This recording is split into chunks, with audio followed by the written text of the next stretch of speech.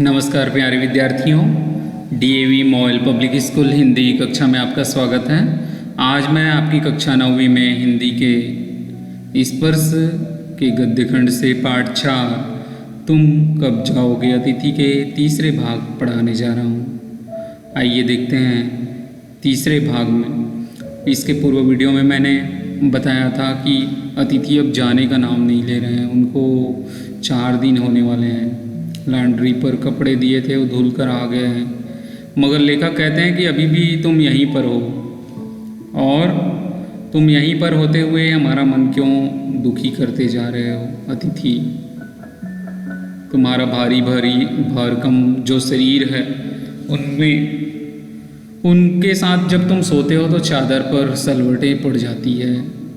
तुम्हें देखकर फूट पड़ने वाली मुस्कुराहट धीरे धीरे अब तो फीकी होने लगी है। बातचीत जो करते थे वो अब धीरे धीरे खटास में बदलते जा रही है।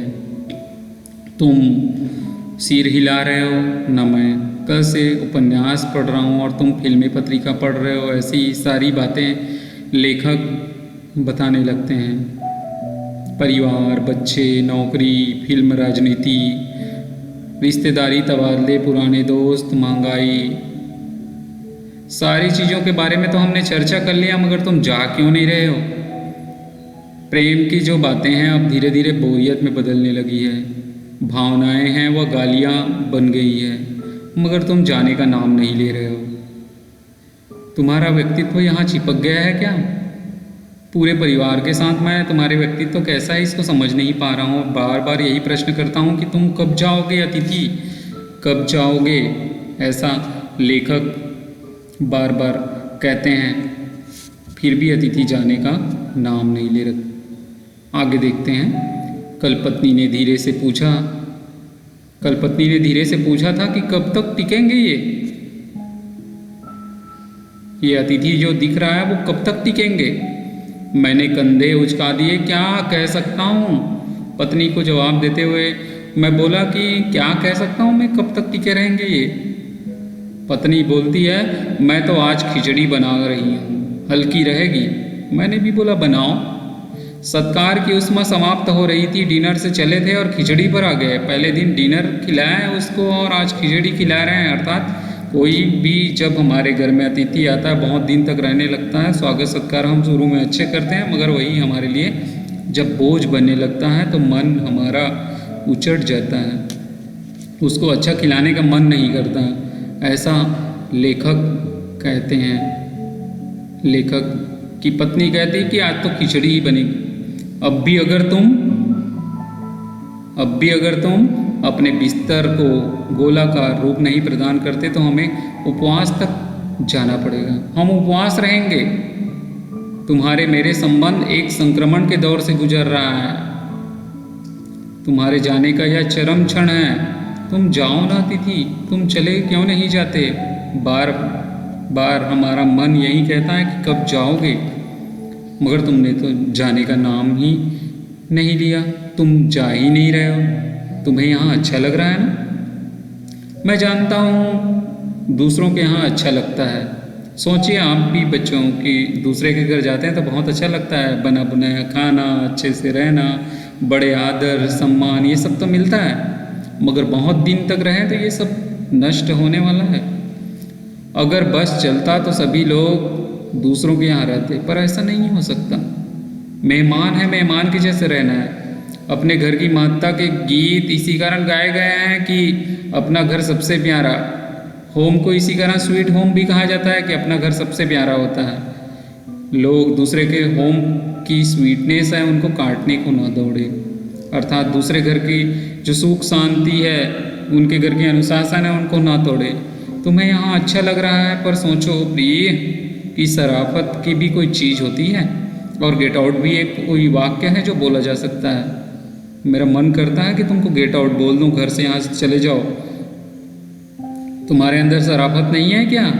ऐसा अतिथि को कोसते हुए लेखक के मन में सारी बातें उठ रही है, मगर जो अतिथि है वो तो जाने का नाम नहीं ले रहे हैं। अपने खर्राटों से एक और रात गुंजायमान करने के बाद कल जो किरण तुम्हारे बिस्तर पर आएगी वह तुम्हारे यहाँ आगमन के 5वें सूर्य की परिचित किरण होगी। अर्थात तुम तो 4 दिन रुक ही गए हो, अब 5वां दिन भी रुकने की इच्छा जता रहे हो क्या? वह तुम्हें चूमेगी और तुम घर लौटने का संपूर्ण सम्मानपूर्वक निर्णय ले लोगे। 5वें दिन तुम जाओगे, ऐसा लेखक सोच रहे हैं। अब मेरी सहनशीलता की वह अंतिम सुबह होगी। मैं सह नहीं पा रहा हूँ। उसके बाद मैं स्टैंड नहीं कर सकूँगा और लड़खड़ा जाऊँगा। मैं तुमको खड़े भी नहीं देख सकता, मैं खुद नहीं खड़े हो पाऊँगा। मेरे मुंह से गालियाँ आ सकती है, मैं तुमको भला बुरा कह सकता हूँ। क्यों? क्योंकि तुम मेरे घर से जा नहीं रहे हो। मैं स्वागत सत्कार अब नहीं कर सकता। अरे मेरे अतिथि, मैं जानता हूँ कि अतिथि देवता होता है, पर आखिर मैं भी मनुष्य हूँ। इतना सम्मान नहीं कर सकता बहुत दिनों तक। इतना खाने को नहीं है हमारे पास, हमारी भी परिवार है, बच्चे हैं। मैं कोई तुम्हारी तरह देवता नहीं हूँ। भले तुम अतिथि हो तो देवता मैं तुमको मानता हूँ, मगर तुम्हारी तरह देवता नहीं हूँ। एक देवता और एक मनुष्य अधिक देर तक साथ नहीं रह सकते। देवता देवता होते हैं और मनुष्य मनुष्य होते हैं। देवता दर्शन देकर लौट जाता है। हे अतिथि, तुम भी लौट जाओ। तुम लौट जाओ अतिथि। हमारे घर की सुख शांति वापस आ जाएगी यदि तुम चले जाओगे तो। हम भी अच्छे से खा पाएंगे। इसी में तुम्हारा देवत्व सुरक्षित रहेगा। तुम्हारी जो सम्मान है वह बने रहेगी। तुम कभी और आओगे तो तुम्हारे सम्मान हम इसी के साथ हम करेंगे, अच्छे खाने के साथ, अच्छे रहने के साथ। मगर तुम जाने का नाम नहीं ले रहे हो। यह मनुष्य अपनी वाली पर उतरे उसके पूर्व तुम लौट जाओ, फिर वो आपके साथ कोई झगड़ा ना हो जाए, तुमको भला बुरा मैं बोल ना लूँ। ये सारी बातें लेखक इस व्यंग कथा में इसलिए बता रहे हैं कि आजकल कई अतिथि ऐसे होते हैं जो दूसरे के घर जाके जाने का नाम नहीं लेते हैं।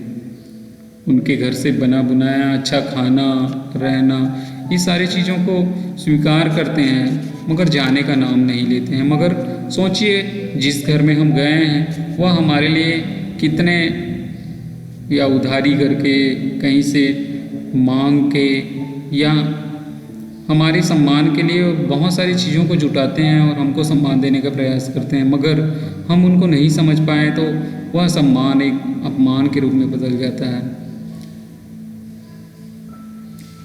लेखक के घर से अतिथि गया नहीं। लेखक कहते हैं, उफ, तुम कब जाओगे अतिथि? कब जाओगे ये बता ही नहीं रहे हो। 4 दिन तक तो रुके ही हो। अब आगे अतिथि जाएगा कि नहीं जाएगा बच्चों, ये आप भी लिख सकते हैं। आगे की कहानी को आप भी पूरा कर सकते हैं। ये अतिथि तो अभी गया नहीं है।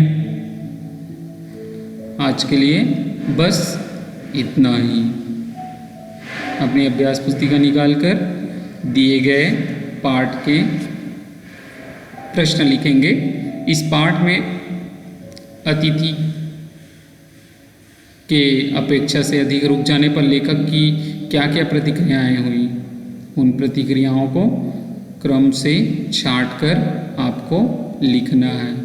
उन प्रतिक्रियाओं को अपनी अभ्यास पुस्तिका में क्रमांक देकर लिखेंगे। आशा करता हूँ कि अतिथि कब जाओगे तुम अतिथि पाठ आपको बहुत अच्छे से समझ आया होगा। बहुत बहुत धन्यवाद। अगले वीडियो में अगले विषय के साथ पुनः मिलते हैं। तब तक के लिए घर में रहिए, सुरक्षित रहिए।